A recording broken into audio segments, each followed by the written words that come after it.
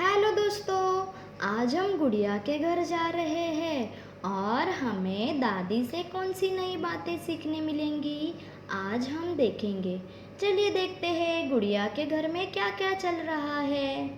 दादी ओ दादी, कल हमारे स्कूल में पर्यावरण के ऊपर निबंध स्पर्धा है और मुझे पर्यावरण के ऊपर निबंध लिखने नहीं आता है। समझ में नहीं आ रहा है, क्या करूँ? तभी दादी बोली, उसमें क्या है, मैं तुम्हें पूरी जानकारी दूंगी। हमारे पर्यावरण में पेड़ पौधे, बगीचा, नदियाँ, हवा, पशु पक्षी, मनुष्य, मिट्टी, इन सभी का समावेश है। पिछले कुछ सालों में पर्यावरण के लिए खतरा खतरनाक रूप से बढ़ रहा है। हम सभी का कर्तव्य और जिम्मेदारी है कि हम अपने पृथ्वी को अपने लिए और आने वाली पीढ़ियों के लिए स्वच्छ और सुरक्षित बनाए रखें। पहले के दिनों में लोग खुद को पर्यावरण के लिए अनुकूल करते थे, लेकिन आधुनिक युग में हम अपने आवश्यकता और सुविधा के अनुसार पर्यावरण को डालने का प्रयास कर रहे हैं। जैसे कि हम विज्ञान के क्षेत्र में नवीनतम तकनीकी प्रगति ने हमें और भी अधिक सशक्त बनाया है। हम पर्यावरण से बहुत कुछ ले रहे हैं, लेकिन हम पर्यावरण को कुछ दे नहीं रहे हैं, बल्कि हम पर्यावरण को हानिकारक रसायनों से और प्रदूषित कर रहे हैं। पूरी दुनिया भर में पर्यावरण की समस्या हो रही है।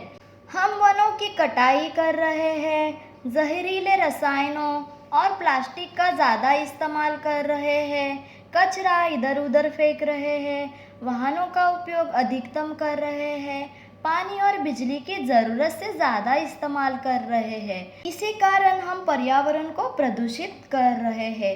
यहाँ तक ग्लोबल वार्मिंग और ओजोन परत के कमज़ोर होने का कारण भी हम ही है।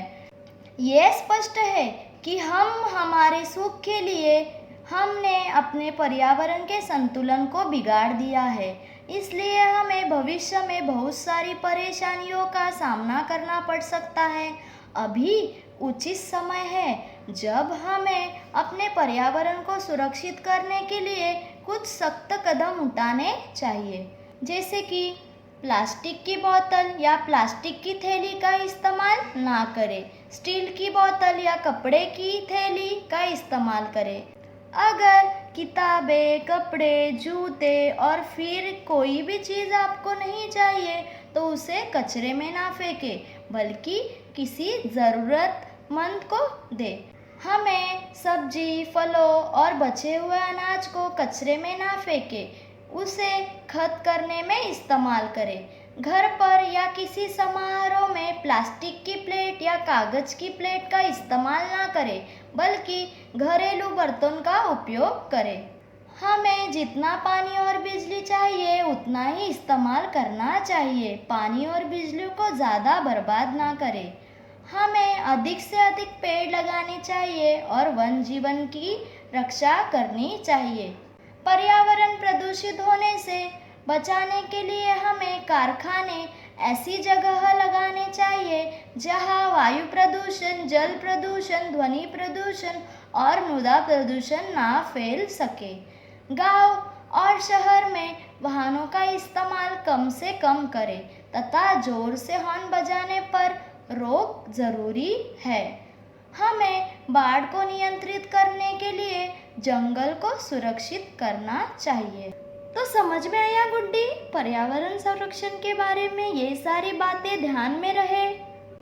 हाँ दादी, मुझे बहुत अच्छे से समझ आया है। अब मैं बहुत अच्छा निबंध लिखूंगी पर्यावरण के ऊपर और अपने दोस्तों को भी यह जानकारी दूंगी। हम सब दोस्त मिलकर पर्यावरण को बचाने के लिए सबको जागरूक करेंगे। उससे हमारा पर्यावरण स्वस्थ और सुरक्षित होगा।